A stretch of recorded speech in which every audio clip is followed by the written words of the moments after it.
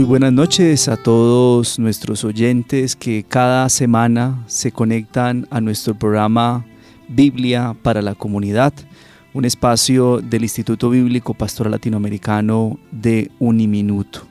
Es un gusto también en esta noche dar un saludo a todos nuestros oyentes y una bienvenida al Padre Juan Elías Muñoz, quien nos acompaña esta noche como invitado a nuestro comentario al Evangelio de Juan, capítulo 9, versículos 1 al 41, en este cuarto domingo de Cuaresma. Ya nos vamos acercando, Padre, a la Pascua. John Freddy, muy buenas noches para los queridos y queridas oyentes de los 107.9 en el FM de Minuto de Dios FM Stereo. Qué alegría una vez más estar con ustedes y poder partir este pan de la palabra que nos trae esperanza, alegría, salvación, vida eterna. Y claro que sí, ya estamos un poco más allá de la mitad del tiempo de la Cuaresma, acercándonos paso a paso a la gran celebración pascual que tiene su centro, su corazón en la solemne vigilia pascual del Sábado Santo en la noche, que en esta oportunidad será el 8 de abril. Aquí estamos pues, apreciado John Freddy, apreciados oyentes. Gracias, Padre Juan Elías, por su saludo, por aceptar la invitación de acompañarnos en este espacio. Un saludo también a nuestro máster en esta noche, a Donald Fernando Puerto. Bien, Padre, si le parece entonces, antes de iniciar con la lectura del texto y con la explicación o el comentario que se va a hacer al Evangelio, quiero invitarlo a usted y a todos los radioescuchas que siguen no solo este programa, sino toda la parrilla de programación que tiene la emisora Minuto de Dios, a que invoquemos la presencia del Espíritu Santo en este momento. Vamos a leer la palabra, vamos a contemplarla, como dice el Evangelio en la primera carta de Juan, vamos a tomarla en nuestras manos. Y precisamente quisiera invitar a todos los que nos siguen en esta transmisión para que tome su Biblia, la que usted tenga en sus manos. Ábrala en el Evangelio de Juan, capítulo 9, versículo 1 al 41, y juntos invoquemos la presencia del Espíritu Santo. Padre bueno, en esta noche queremos pedir la presencia de tu Espíritu Santo aquí entre nosotros. Nos une este medio de comunicación como comunidad para leer la palabra, para escuchar la palabra, para contemplarla, para hacer de ella una experiencia de nuestra vida y asimismo ir respondiendo cada vez más con coherencia a la llamada que nos haces a ser hijos tuyos, a ser verdaderos adoradores del Padre a través del Hijo, el Mesías, el Señor. Que el Espíritu Santo nos guíe y nos acompañe en esta noche de comentario al Evangelio de Juan. Padre Juan Elías, ¿cómo vamos a trabajar este texto hoy? ¿Cómo se lo vamos a presentar aquí? ¿Cómo se lo vamos a servir a la comunidad que se une con nosotros en esta noche? Bueno, este es un texto un tanto extenso, son 41 versículos. No los vamos a leer de corrido como solemos hacerlo cuando tenemos ante nuestra consideración una perícopa de la palabra de Dios un poco más breve. Les propongo que sigamos el itinerario, llamémoslo así, pedagógico que el mismo texto en secuencia de escenas nos ofrece. Y dicho esto entonces, vamos a proclamar inicialmente los versículos 1 a 5 que nos ofrecen el contexto de la experiencia del ciego de nacimiento, luego los versículos 6-7 que nos narran propiamente el signo, la curación realizada por Jesús sobre la vida de esta persona, después los versículos 8 a 34, pero igualmente escenificados, porque aquí tenemos una serie de interrogatorios. Tercera escena, los versículos 8 a 12, el interrogatorio que le hacen los conocidos, los vecinos al que era ciego de nacimiento. Luego los versículos 13 a 17, el primer interrogatorio ante los líderes de los fariseos. Después los versículos 18 a 23, el interrogatorio de los líderes de los fariseos a los papás del ciego de nacimiento. Después los versículos 24 a 34, el segundo interrogatorio ante los líderes de los fariseos e igualmente la expulsión que sufre el ciego de nacimiento, y finalmente, séptima escena, versículos 35 a 41, el segundo encuentro con Jesús, la acogida que recibe el ciego de nacimiento, e igualmente el juicio que Jesús elabora de los dos personajes que se han entrecruzado en esta realidad. Vamos pues con la primera escena, John Freddy, versículos 1 a 5. Perfecto, Padre. Vamos entonces a la escena del contexto. Mientras caminaba, Jesús vio a un hombre que era ciego de nacimiento. Sus discípulos al verlo le preguntaron: Maestro, ¿por qué nació ciego este hombre? ¿Fue por un pecado suyo o de sus padres? Jesús respondió: La causa de su ceguera no ha sido ni un pecado suyo ni de sus padres. Nació así para que el poder de Dios pueda manifestarse en él. Mientras es de día, debemos realizar las obras del que me envió. Cuando llegue la noche, nadie podrá trabajar. Mientras estoy en el mundo, yo soy la luz del mundo. Bueno, hay varios elementos que uno quisiera detenerse largamente a desarrollar, pero nuestro espacio nos permite dar solamente las pistas claves. Quisiera comenzar por señalar que cuando uno ha leído el final del 8, capítulo precedente, se da cuenta que el diálogo, el contraste que Jesús ha tenido con los líderes de los fariseos deja la situación en punta, por decirlo de alguna manera con nuestras palabras, y por eso Jesús termina en práctica expulsado, sacado a la fuerza del templo, echado, decimos en nuestro lenguaje coloquial, por lo menos por aquí en el centro del país. Está a la salida del templo, prácticamente echado de su realidad, y allí se encuentra con un hombre de nacimiento. La pregunta de los mismos discípulos, ¿quién pecó, él o sus papás? Podemos decir que es contrastante, es capciosa. Es como si sus discípulos quisieran poner a prueba al maestro. ¿Cuándo estamos? Estamos, según lo que podemos establecer, en el contexto de la fiesta de las cabañas o de los tabernáculos que recordaba la salida del Éxodo, y aquí hay una linda coincidencia bíblica con esa experiencia vivida por el pueblo de Israel, el haber salido. El texto dice que Jesús salía del templo. Seguramente el autor del cuarto evangelio está en sintonía con esa realidad. Cuando se celebraba la fiesta de las cabañas o de los tabernáculos, por lo que sabemos se celebraba entre el 15 y el 23 del mes de Tisri, que en el calendario judío es más o menos el séptimo mes, para nosotros es aproximadamente entre mediados, un poco hacia finales de septiembre, el inicio de octubre, en el calendario que nosotros seguimos, el calendario occidental, calendario romano. Estamos allí, Jesús deja clara otra realidad. Ni él ni sus papás pecaron.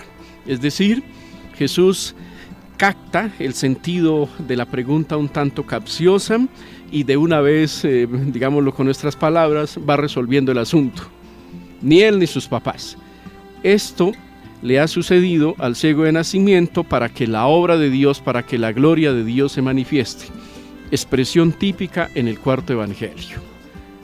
Lo encontramos con la mujer samaritana, igualmente con aquella persona que vive una experiencia nueva allí en el capítulo 5 de San Juan, que no es muy bien identificada exactamente de quién se trata. Es característico porque también en los textos de la resurrección aparece. La Magdalena igualmente verá esa realidad de la obra de Dios. También los discípulos que dudan, que no atisban, utilizo esta expresión coloquial, que no atisban a dilucidar lo que está pasando en sus vidas y lo que están viviendo y viendo con sus propios ojos ante la resurrección. ¿Sí? Y entiende uno por qué allá en 8:12 Jesús a los judíos les ha dicho: yo soy la luz del mundo, y aquí de nuevo en el versículo 5 vuelve a aparecer: yo soy la luz del mundo. ¿Sí? Algunos elementos pues que nos ayudan a ubicarnos, a contextualizarnos. Muy bien, Padre, o sea que en ese contexto, considerando que esta escena se desarrolla en el marco de una fiesta, la fiesta de los tabernáculos, que es una fiesta también donde el templo se adorna con luces, las calles también se adornan con luces, hay bastante luz. Uno entiende entonces por qué en el verso 5 termina diciendo Jesús: yo soy la luz del mundo. Muy bien, Padre. Vamos entonces a la segunda parte, si le parece, al signo, como usted lo ha denominado en la estructura que nos ha propuesto. Los versículos 6 y 7 nos ofrecen entonces la narrativa propia del signo. Recuerdo que San Juan no emplea el término milagro, sino que prefiere utilizar el término en griego semeia, signos, para indicarnos qué ha sucedido. Los versículos 6 y 7 dicen: dicho esto, esculpió en tierra, hizo barro con saliva, puso el barro sobre los ojos del ciego y le ordenó: vete a lavarte en la piscina de Siloé, que significa enviado. Él fue, se lavó y cuando regresó ya podía ver. Aquí hay, si bien es cierto que el signo está narrado en sentido estricto en 2 versículos, aquí hay una cascada de escenas. Uno puede, en realidad, aunque sean en la narrativa que el evangelista ha hecho solo 2 versículos, en la realidad, en el acontecimiento, hay una cascada de realidades. Jesús escupió en tierra e hizo barro. Es sorprendente el gesto de Jesús. En el Oriente, bueno, una de las lecturas, de las búsquedas que se han hecho en la investigación bíblica han permitido establecer, hay otras, que podía ser entendido como un gesto al opuesto, como un gesto desafiante. Escupir en tierra y hacer barro con la saliva era más que edificante, hasta un cierto punto, al menos en ciertos contextos orientales, quizá ofensivo. Uno podría entender que Jesús está desafiando a sus contrincantes, habiendo leído todo lo que precede. En segundo lugar, esa materia que ha formado con la saliva y con el polvo de la tierra, lo coloca sobre los ojos del ciego. Es decir, Jesús está realizando un signo que conecta la realidad del ciego con los orígenes, con la creación. Recordemos que, dicho rápidamente, en la creación Dios separa las aguas de la tierra firme. A la separación de la tierra firme le llamamos continentes, a las aguas los mares, los lagos, etc. Después, recordemos, al menos a partir del segundo relato de la creación, que Dios formó del polvo de la tierra a la pareja humana originaria, a Adán y Eva. Aquí hay una conexión sin duda con la creación. El ciego de nacimiento nace así en esa condición y está siendo conducido a nacer de nuevo, a ser recreado. ¿Okay? En tercer lugar, el texto dice que Jesús le ordena, hay un imperativo: ve a lavarte a la piscina de Siloé. ¿Bien? Él va, en cuarto lugar, va y se lava y cuando regresa está sanado.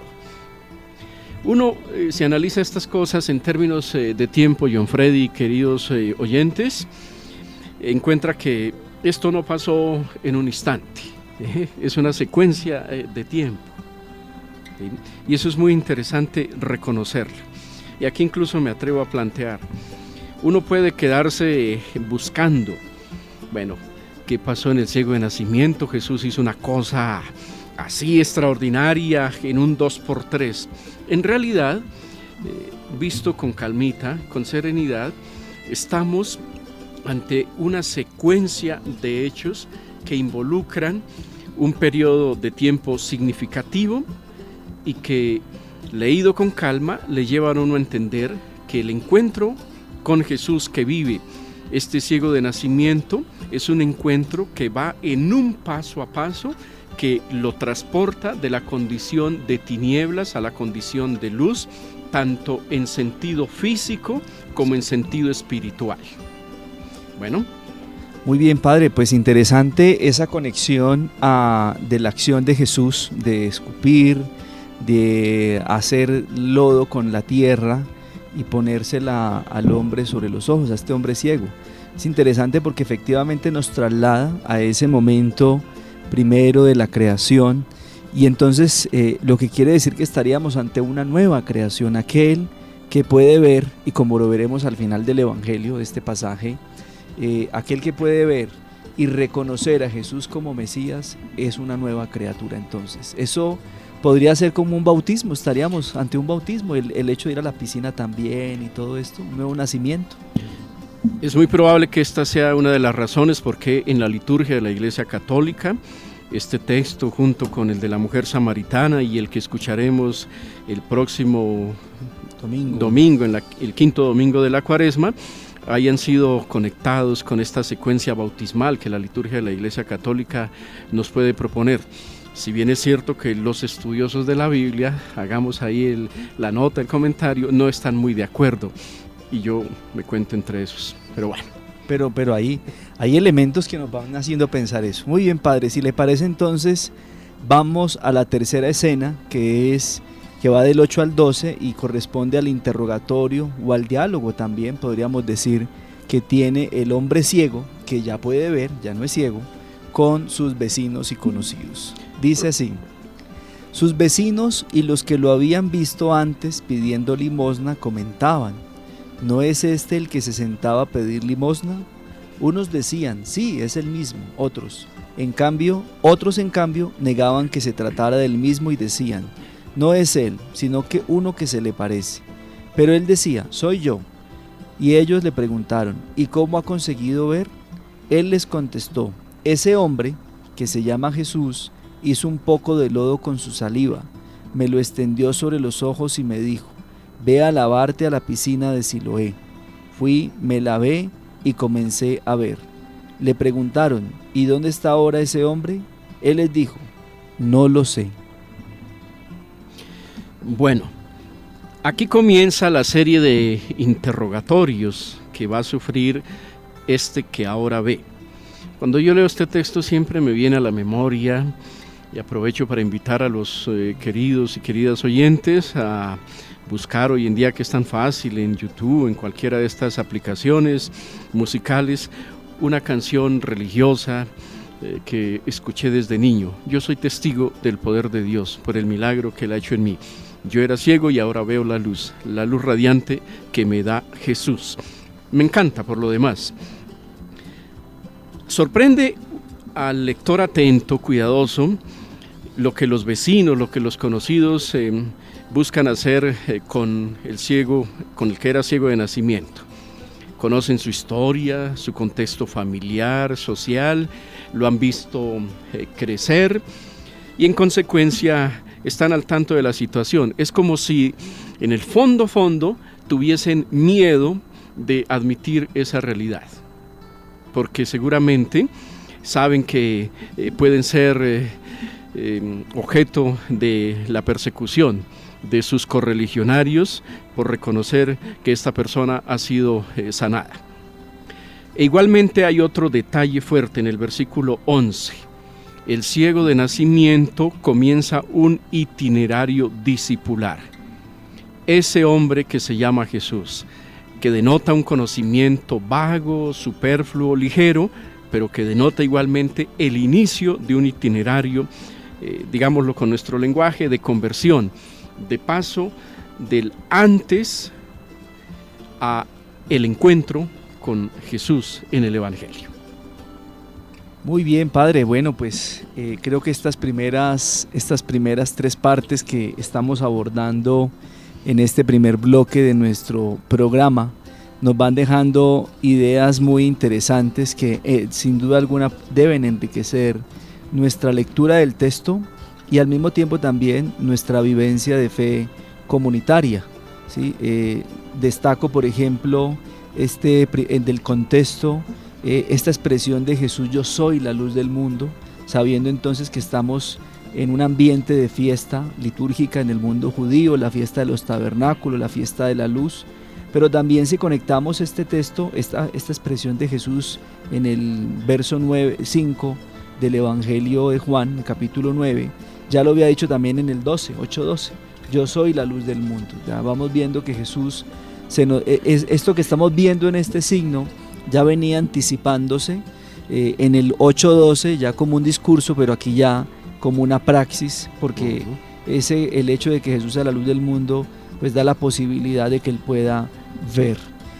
Luego, en el segundo momento, pues esta reminiscencia a la creación, pero a una nueva creación, que creo que también nos va situando en esa acción de Jesús. Y en ese tercer momento, en ese itinerario pedagógico, lo que usted llama el inicio de una experiencia discipular que llevará al ciego de dejar de reconocer a Jesús como ese hombre, como cualquier otro predicador, hasta llegar a creer en él como el Señor. Sin duda, y muy bien, vamos entonces, si tenemos en cuenta aquí el Control Master, a la pausa. Y queridos oyentes, sigamos en oración, en reflexión, porque el texto hoy es para cada uno de nosotros que estamos llamados a pasar de las tinieblas a la luz. Muy bien, y los que no tengan entonces su Biblia en la mano, recuerden que después del corte pasaremos al verso 3. Mientras tanto, en esta pausita, váyase leyendo del verso 1 al 12.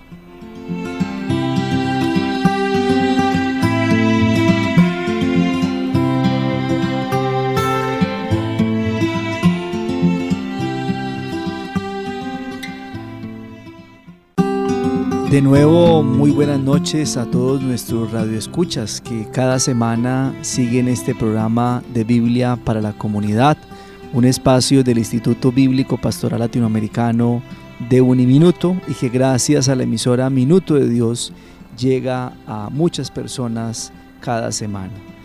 Como les comentábamos en la primera parte, nos acompaña hoy el padre Juan Elías Muñoz, invitado especial de esta noche y también del cuerpo de profesores del Instituto Bíblico.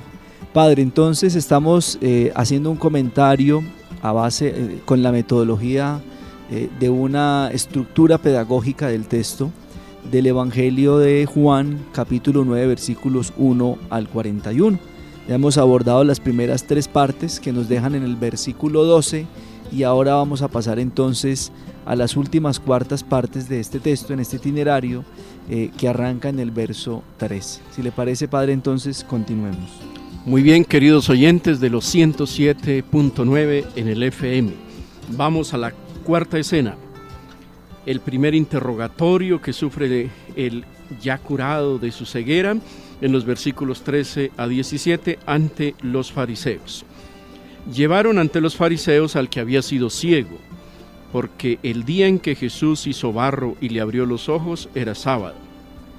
Por esto los fariseos le preguntaron cómo había llegado a ver. Él contestó: me puso barro sobre los ojos, me lavé y ahora veo. Entonces algunos fariseos decían: este hombre no viene de Dios porque no observa el sábado. Otros replicaban: pero ¿cómo puede un pecador hacer tales cosas? Y se produjo una división entre ellos. Entonces volvieron a interrogar al ciego: ¿y tú qué dices de él, ya que te abrió los ojos? Él respondió: que es un profeta. Bueno, a mí no me falta el apetito, el deseo espiritual de extenderme aquí unas cuantas horas y olvidarme del tiempo, la parrilla de programación de Minuto de Dios FM Estéreo. Es que hay cosas muy interesantes.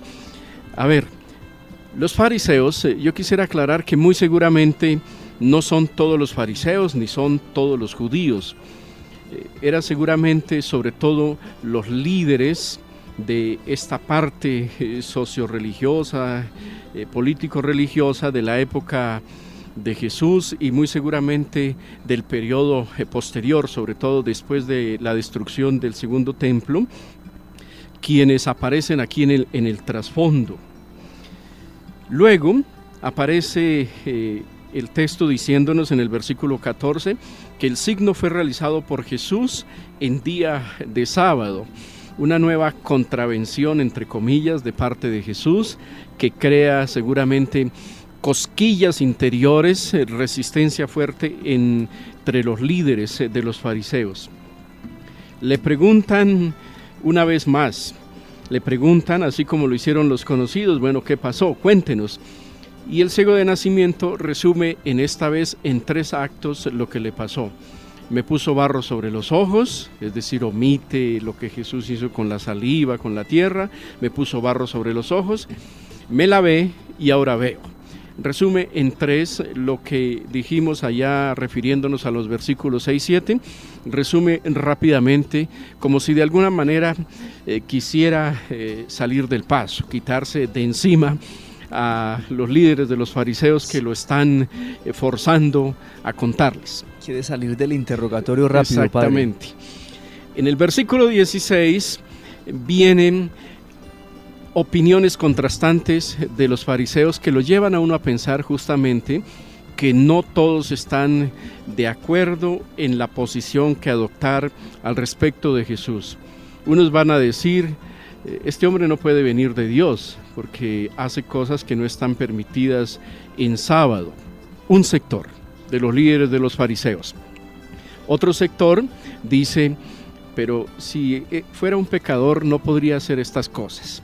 Mínimo hay 2 sectores entre los mismos líderes de los fariseos que leen de manera diferenciada lo que Jesús hace, lo que Jesús enseña, que lo interpretan de manera diferente.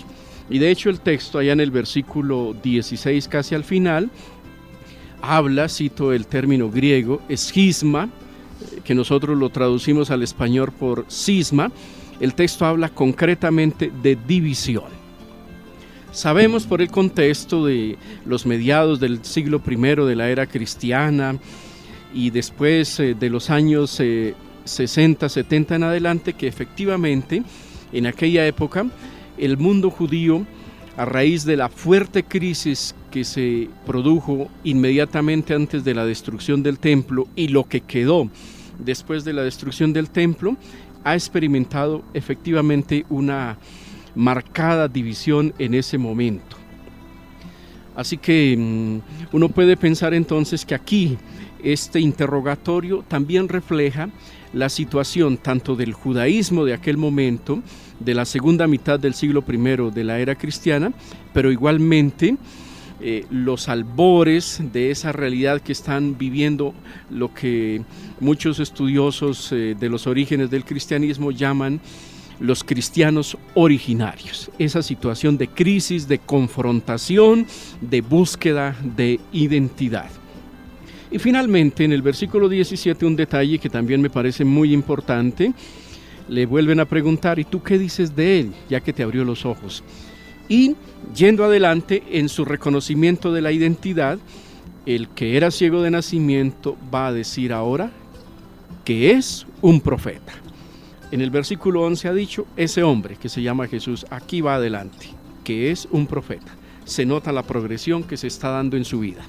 Y es interesante, Padre, en esa cuarta escena que se ha organizado este texto para comentarlo hoy, que lleguemos a ese momento, ¿no? A ese momento de que el ciego quería salir rápido del interrogatorio, pero finalmente termina tomando partido.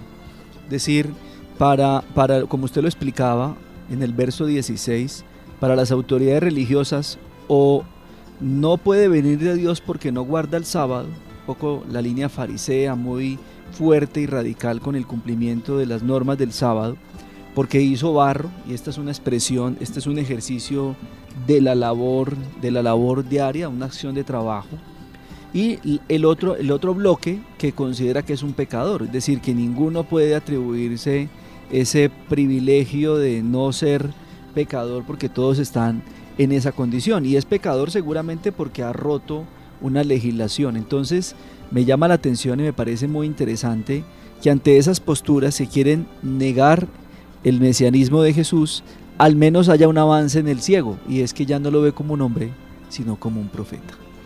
Bien, Padre, si le parece, vamos entonces al quinto momento que nos presenta su itinerario en esta ocasión. Damos del verso 18 al verso 23, lo que usted llama el encuentro o el interrogatorio a los padres, ya no al ciego, sino a los padres.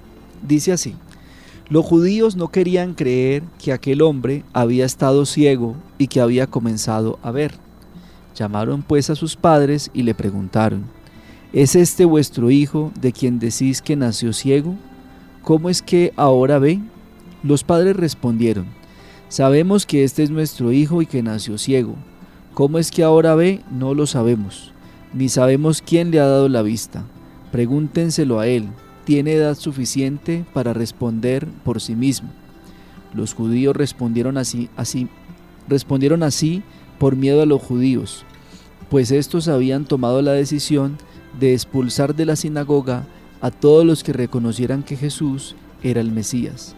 Por eso sus padres dijeron: pregúntenselo a él, que ya tiene edad suficiente.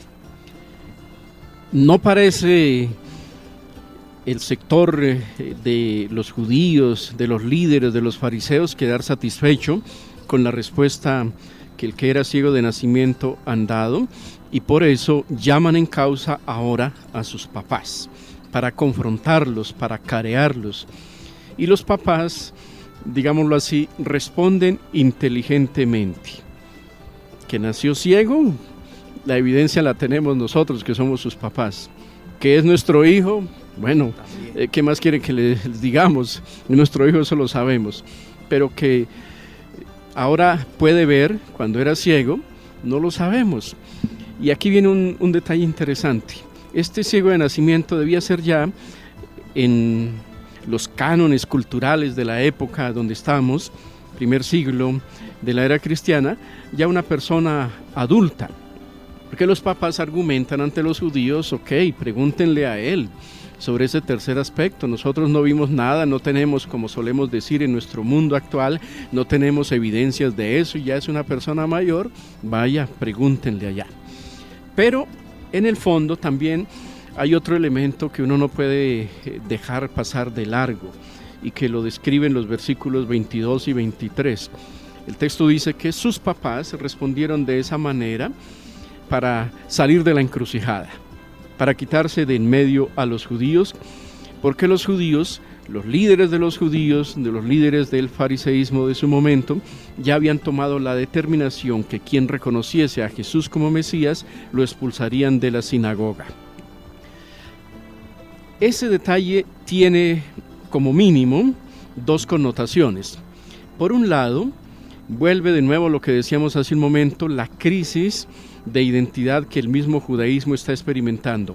Pero por otro lado, muy seguramente denota la persecución a la que ya se están viendo abocados los primeros cristianos, los primeros seguidores del Evangelio, de la predicación hecha por Jesús en vida y de aquellos que dieron continuidad a su obra. Están experimentando un primer fuerte rechazo que seguramente, al fin y al cabo, los creyentes en el Evangelio somos de carne y hueso, y lo han sido de carne y hueso los creyentes de todos los tiempos, que muy probablemente describe el miedo que experimentaban ante esa persecución los primeros creyentes, y algunos, para evitar encrucijadas más fuertes, preferían seguramente buscar la manera de evadir la situación, no decir tan abiertamente que eran creyentes, para evitarse más dolores de cabeza.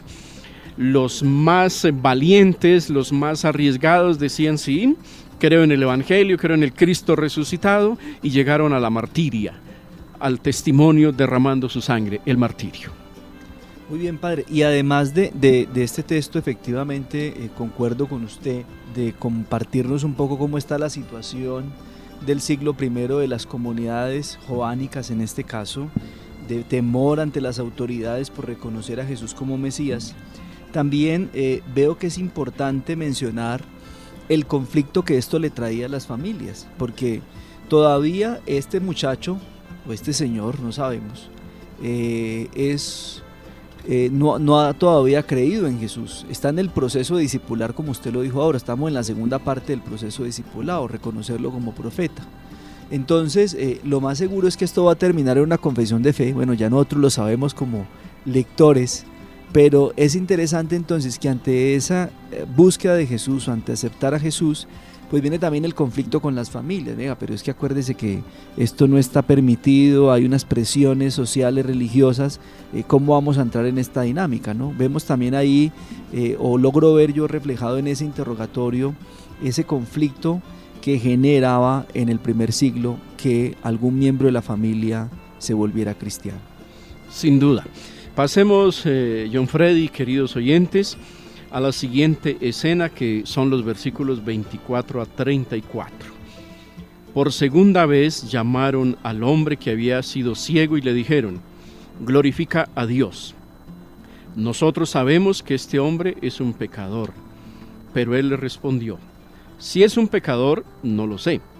Lo que sé es una cosa: yo era ciego y ahora veo. Volvieron a preguntarle: ¿qué te hizo? ¿Cómo te abrió los ojos? Él les contestó: ya se lo dije y no me han escuchado. ¿Para qué quieren oírlo de nuevo? ¿Acaso también ustedes quieren hacerse discípulos suyos? Entonces ellos lo insultaron y le dijeron: tú podrás ser discípulo de ese hombre, nosotros lo somos de Moisés. Sabemos que Dios le habló a Moisés, pero en cuanto a este no sabemos siquiera de dónde es. El hombre les contestó: esto es muy sorprendente, que ustedes no sepan de dónde es, a pesar de que Él me abrió los ojos. Sabemos que Dios no escucha a los pecadores, sino a los que lo respetan y hacen su voluntad. Nunca jamás se había oído decir que alguien abriera los ojos a un ciego de nacimiento. Si este hombre no viniera de parte de Dios, no podría hacer nada. Ellos le contestaron: tú naciste lleno de pecado y vienes a darnos lecciones, y lo echaron fuera. Esta sexta escena llega a su punto crítico. Estamos aquí en el punto más elevado, podríamos de alguna manera decir, del interrogatorio, de la confrontación que está sufriendo nuestro amigo que ahora ve, este ciego de nacimiento. Los líderes de los fariseos lo desafían de alguna manera a decir, entre comillas, la verdad, y afirman con orgullo, con vanagloria: nosotros sabemos que este es un pecador. Ahí en el versículo 24. Después, en el versículo 29, van a decir: nosotros somos discípulos de Moisés, de eso sí tenemos certeza.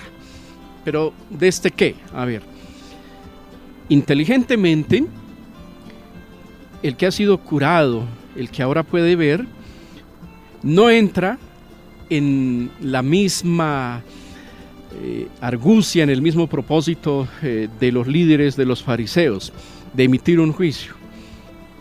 Si es un pecador, yo no sé, les responde. Lo que sí tengo delante mío es una evidencia, es una verdad, es una realidad. Yo era ciego y ahora veo. Él se queda en el hecho y deja que eso que le ha pasado en su vida siga transformando, siga siendo su itinerario interior. En cambio, sus contrincantes, sus opositores, se cierran en su posición, se mantienen enfilados en lo que no quieren para nada que eventualmente se les pueda perder. De hecho, las mismas expresiones que emplean para referirse a Jesús son muy dicientes. Si ustedes leen cuidadosamente el texto después de este programa, podrán notar esto que les voy a decir. Aquí en este pasaje, a diferencia de todo el resto del Evangelio de San Juan, los fariseos o los judíos nunca se refieren a Jesús con un título de aquellos que típicamente se le dan. Se mantienen diciendo ese hombre o un pecador. Se mantienen ahí, lo cual denota la cerrazón en la posición que ellos adoptan. Llama igualmente la atención la confrontación a que ahora lo somete el que era ciego de nacimiento. Qué interesante. Ustedes que dicen conocer la Torá, la ley, las tradiciones judías, que están al tanto de todos los detalles al respecto del sábado y que confrontan a aquellos que se forman para ser rabí, para ser maestros, que se la conocen toda en una palabra. Qué curioso que no saben, pues, y no son capaces de reconocer a este que realiza esos signos y que enseña de esa manera. Vea pues, y yo que me esperaba que ustedes, que son los chachos, que son los duros, se dieran cuenta de ese detallito. ¿Sí? Uno ve que aquí ya el ciego de nacimiento se llenó de valor, de fortaleza interior y se atreve a desafiarlos, a confrontarlos. Y hay todavía otro detalle en ese sentido que es aleccionador. En el versículo 33 va a decir el ciego de nacimiento: si este hombre no viniera de parte de Dios, pues no podría hacer esas cosas. También en su progresión hacia el discipulado da un paso más. Ha dicho en el versículo 11, ese hombre que se llama Jesús, en el versículo 17, que es un profeta, y ahora dice: si este no viniera de parte de Dios, no podría hacer lo que ha hecho en mi vida y todas las otras cosas que ha hecho. Y es muy interesante, padre, aquí que los líderes religiosos, porque ya usted aclaró, no es el pueblo judío en general, no es la base, sino los líderes religiosos que, divididos ya, porque hay un cisma entre ellos, no saben cómo resolver el asunto con Jesús, no saben de dónde viene. Sí, pero entiendo entonces aquí que no se trata de un lugar, de Nazaret, de Belén, donde se decía que vendría el profeta. No se trata de un lugar, sino de una condición, porque el de dónde viene lo va a resolver finalmente el ciego o el hombre que ya ve en el verso 33. ¿Sí? ¿De dónde viene Jesús? De Dios. Y eso es interesante en este ejercicio, padre. Si lo decimos un poco con lo que hemos aprendido de una u otra manera en la catequesis, en la evangelización o estudiando un poco más, en realidad se trata de un lugar, pero no de un lugar físico, sino de un lugar cristológico, de un lugar teológico, del venir de Dios. Muy bien, padre, vamos a nuestra última parte y también el tiempo se nos va terminando. Jesús se enteró de que lo habían echado fuera y cuando se encontró con él, le preguntó: ¿crees en el Hijo del Hombre? El ciego le preguntó: ¿y quién es, Señor, para que pueda creer en él? Jesús le contestó: ya lo has visto, es el que está hablando contigo. Entonces aquel hombre dijo: creo, Señor, y se postró ante él. A continuación, Jesús declaró: yo he venido a este mundo para un juicio, para dar vista a los ciegos y para privar de ella a los que creen ver. Al oír esto, algunos fariseos le preguntaron: ¿acaso también nosotros estamos ciegos? Jesús les respondió: si estuvieseis ciegos, no seríais culpables, pero como decís que veis, vuestro pecado permanece. Palabra del Señor. Gloria a ti, Señor Jesús.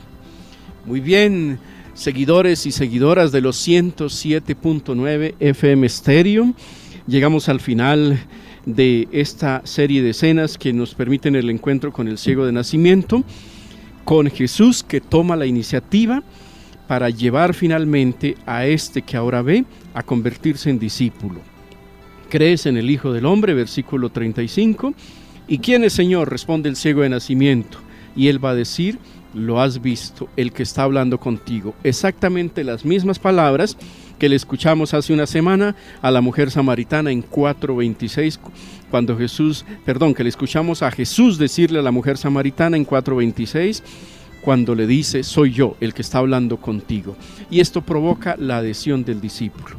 Finalmente, el Evangelio cierra con el juicio que Jesús hace, positivo, en favor del ciego de nacimiento que se abre a la acción de Dios y pasa a la luz; negativo ante la dureza de los líderes de los fariseos que se resistieron a leer el signo actuado por él. Padre, para terminar entonces uno podría decir que este texto nos presenta dos tipos de curaciones. No sé si usted esté de acuerdo conmigo. Curación física, la que vimos en el verso 6 al 7. Y curación espiritual en este último momento, en este último bloque del 35 al 41, donde verdaderamente ya empieza a ver, pero ver no solamente físicamente, sino ver en Jesús al Mesías, al Hijo de Dios. Sin lugar a duda, John Freddy, claro que sí. Y termino invitando a los queridos oyentes a dejar que todos seamos testigos del poder de Dios por los milagros que Él ha hecho y que quiere seguir haciendo en nosotros.